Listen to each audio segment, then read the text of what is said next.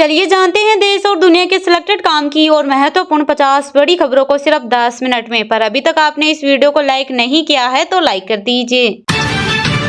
केंद्रीय रक्षा मंत्री राजनाथ सिंह ने कांग्रेस पर बोला हमला, कहा सरकार अग्निवीर योजना में बदलाव के लिए तैयार, सेना को युवाओं की जरूरत, ये कांग्रेस का चुनावी मुद्दा, इसे यूथ से धोखा बताया।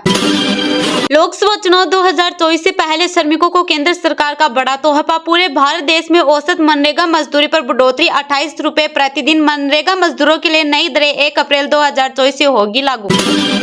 लोकसभा चुनाव से पहले कांग्रेस को लगा बड़ा झटका, पूर्व सांसद, 2 पूर्व विधायक सहित 600 कांग्रेस कार्यकर्ता भाजपा में हुए शामिल। 17,000 से अधिक कांग्रेस नेता एवं कार्यकर्ता भाजपा की सदस्यता ले चुके।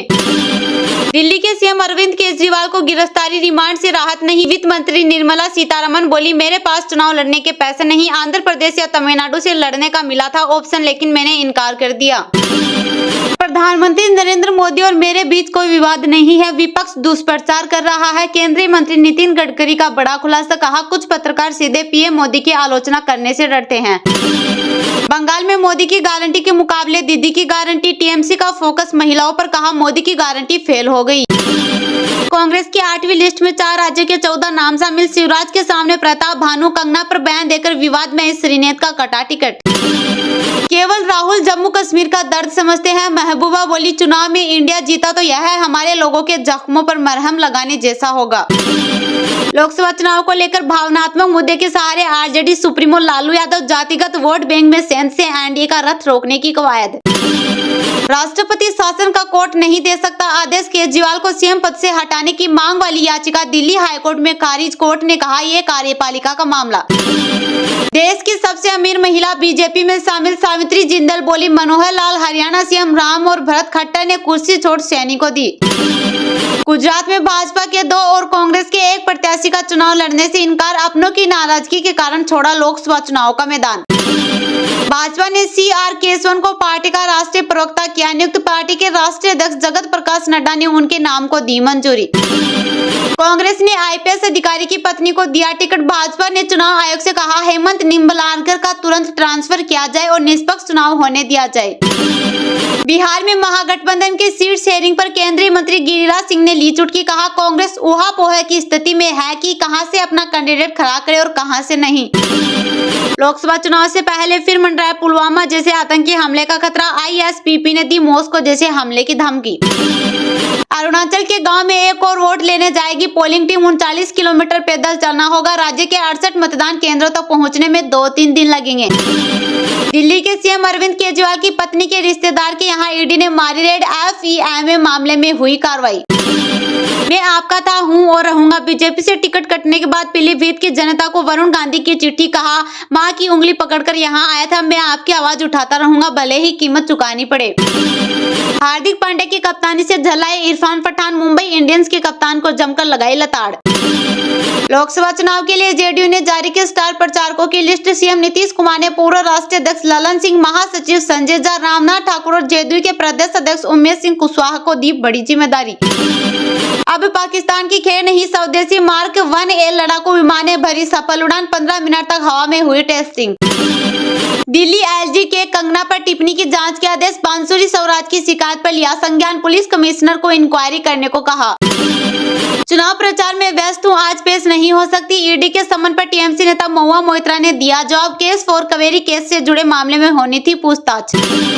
भाजपा ने लोकसभा चुनाव 2024 के लिए राज्यों के चुनाव प्रभारी और सह प्रभारी की लिस्ट की जारी, 10 राज्यों और 2 केंद्र शासित प्रदेशों के नाम शामिल। OP धनखड़ को दिल्ली का प्रभारी बनाया, महाराष्ट्र का जिम्मा डॉक्टर दिनेश शर्मा को सौंपा। जेल में बंद आजम खान सभा के स्टार प्रचारक डिंपल और जया बच्चन का भी नाम, चाचा शिवपाल 10वें नंबर पर, 9 मुस्लिम चेहरे। इंडियन आर्मी के चीफ मनोज पांडे बोले हमारी तैयारी का स्तर ऊंचा, कहा पूर्वी लद्दाख की स्थिति पर सेना की कड़ी नजर, मुद्दों का समाधान बातचीत से निकले। छत्तीसगढ़ में कृषि मंत्री के घर भोजन कर 200 लोग हुए बीमार, बलरामपुर में राम विचार नेताओं ने रखा था होली मिलन कार्यक्रम, अस्पताल फुल, यूपी तक भेजे गए मरीज। जयपुर में सोनिया गांधी की चुनावी सभा की तैयारी, चुनाव प्रचार के लिए राहुल प्रियंका भी आएंगे, 40 स्टार प्रचारकों की लिस्ट आज कल में आएगी। दिल्ली के बाद राजस्थान पर ईडी की नजर, गहलोत सरकार में मंत्री रहे जोशी को तीसरी बार बुलाया, बिगड़ी तबियत। सोना फिर हुआ महंगा, चांदी के दाम भी बढ़े। सोना 67,000 रुपए प्रति 10 ग्राम पर ट्रेड कर रहा, वही चांदी 75,000 रुपए प्रति किलोग्राम के पार। देश की सबसे अमीर महिला सावित्री जिंदल ने छोड़ी कांग्रेस अक्ष पर लिखा, मैं अपने परिवार की सलाह पर पार्टी की प्राथमिक सदस्यता से इस्तीफा दे रही हूं, कांग्रेस नेतृत्व की सदैव आभारी रहूंगी। बिहार की पूर्णिया लोकसभा सीट से आरजेडी ने बीमा भारती को बनाया उम्मीदवार, बोली 3 अप्रैल को करूंगी नॉमिनेशन। पप्पू यादव बोले दुनिया छोड़ दूंगा, पूर्णिया नहीं छोड़ूंगा। तमिलनाडु में खुदकुशी की कोशिश करने वाले डीएमके सांसद गणेश मूर्ति का हुआ निधन, हॉस्पिटल में आया हार्ट अटैक, कहा जा रहा टिकट न मिलने से डिप्रेशन में थे। हरीश साल्वे समेत 600 से ज्यादा वकीलों ने सीजीआई डीवाई चंद्रचूड़ को लिखा पत्र, कहा न्यायपालिका खतरे में, खास समूह की पॉलिटिकल और प्रोफेशनल दबाव से बचाना होगा। फेक न्यूज फैलाई तो होगी 3 साल की सजा, मुख्य चुनाव आयुक्त राजीव कुमार ने कहा 100 मिनट में एक्शन लेगा चुनाव आयोग, बनाया मीडिया मॉनिटरिंग सेल।